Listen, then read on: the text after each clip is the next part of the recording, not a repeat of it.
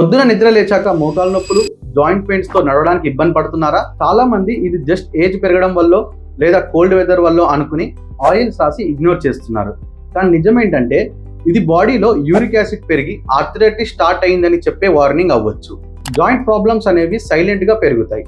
Starting stage లో అంత normal గా అనిపిస్తుంది, కానీ లోపల మన జాయింట్స్ ని, కార్టిలేజ్ ని సైలెంట్ గా డ్యామేజ్ చేస్తుంది.